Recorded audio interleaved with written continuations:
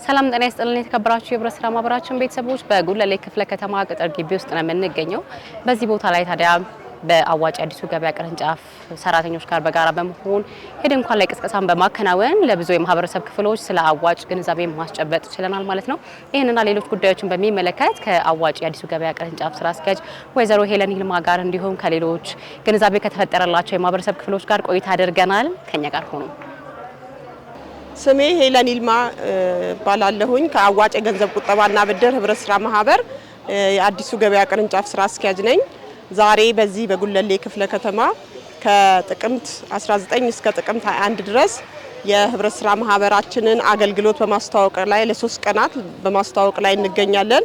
ብዙ የማህበረሰብ ክፍሎችና የክፍለ ከተማው ሰራተኞችን መረጃ እንዲያገኙና ወደ ህብረት ስራ ማህበሩ እንዲቀላቀሉ በደንብ መረጃ በመስጠት ስራ ላይ እኔና የቅርንጫፉ ሰራተኞች እንዲሁም አብሮኝ ያሉ ሰራተኞች እየሰራን እንገኛለን። እንግዲህ ህብረት ስራ ማህበራችን ለብዙ አባላቶቻችን የብድር አገልግሎት እየሰጠ የብዙ ሰዎችን ነገን እየለወጠ ያለበት ሁኔታ ላይ ስለምንገኝ እዚህ መታችሁ መረጃ ያላገኛቸው የማህበረሰብ ክፍሎችና ሰራተኞች ደግሞ የህብረት ስራ ማህበራችን አዲሱ ገበያ ቅርንጫፍ ጽህፈት ቤታችን ጃምቦ ህንፃ ላይ 3ኛ ፎቅ 314 ቢሮ ቁጥር ስለሚገኝ በዚህ አጋጣሚ መታችሁ መረጃ ያላገኛችሁ ማህበረሰብ ክፍሎችና ሰራተኞች የዚህ ክፍለ ከተማም ሰራተኞች መታችሁ አባል መሆን ራሳችሁን መቀየር ኢኮኖሚያዊና ማህበራዊ ችግሮቻቸውን መፍታትና መለወጥን አዋጭ ይሄንን ለሁላችሁም ይጋብዛል። ስሜ መሰረት ባኮ ይባላል።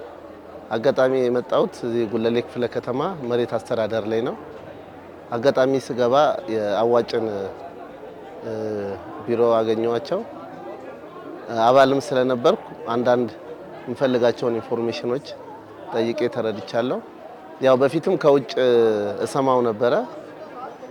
ከጀመርኩ በኋላ ያው በጊዜ ከቦታ አካባቢ መነሳት ምክንያት ከቦታው ብርቅም ያው እንደ አባልነቴ አላቋረጥኩትም።